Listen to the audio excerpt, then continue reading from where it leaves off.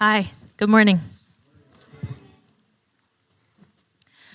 I joined DT not necessarily because I wanted to learn how to be a discipler, but because I wanted to grow my faith. That's what they said. Do you want to deepen your faith? And I thought, yes, of course I do. But who doesn't want to deepen their faith? Just like if someone asked, do you want to gain lean muscles and lose fat? Yes, of course I do. What I quickly learned, though, is that just like losing weight requires dedication and effort, growing my faith can also require dedication and effort. Throughout my life, my faith has grown in different ways. Through trials and suffering, my faith was tested in what felt like fires that seared deep marks in my Christian identity. Through seasons of overflowing thanksgiving, my faith grew as I learned how to worship the Creator and Giver of all things.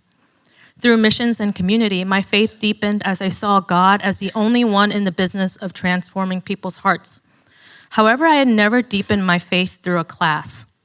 During DT, you have a lot of homework, and you have to memorize a lot of verses, maybe too many. And you meet weekly for hours, and maybe sometimes end past your bedtime. But what DT instilled in me is an obedience to studying God's word and creating healthy habits to do so. Because of my growing obedience, however, I started facing some opposition. And because of what I had learned in DT, I was able to discern that it was a spiritual attack. Several months ago, P. Dave warned us that we should beware of Satan trying to sow disunity within our church. I listened to what he said with some caution, but carried on. Several weeks later, we started the sermon series on our church's vision of Reach, Embrace, and Disciple. During that time, I went into a funk. I figured it was PMS, but as weeks went on, I couldn't shake it off. If it wasn't my hormones, what was it? The weather was getting warmer and the days longer. If vitamin D couldn't cure me, what was going on? A few months before, I had led our group in the study of the chapter of the church and was so encouraged and charged.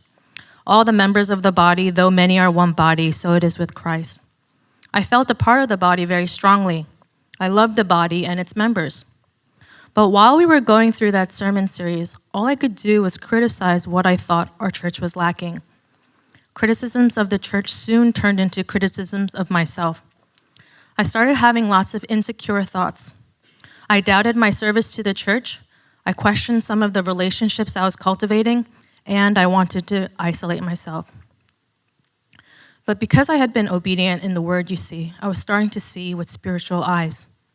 I realized that this wasn't just an emotional or circumstantial problem. The enemy was trying to pull me away from my community and break my intimacy that I was building with God.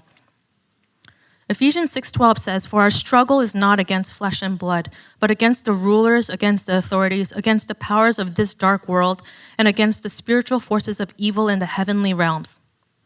I was able to recognize that my struggle was beyond flesh and blood. It was a spiritual battle that I was now being called to fight. Last year, me would not want to fight. She would say, "I have no energy left to fight. I'm taking care of my family while trying to keep my head above water. It'll solve itself somehow." Except it won't. My heart would only harden as I sink deeper into complacency. I know this because I've done this in the past. When I started to think about how to combat this, I was reminded of one of our 10,000 memory verses, Luke 9:23-24.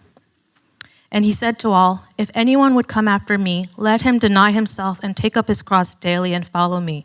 For whoever would save his life will lose it, but whoever loses his life for my sake will save it."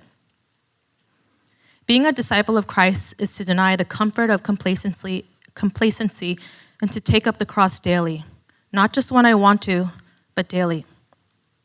I joined DT because I wanted to grow and deepen my faith.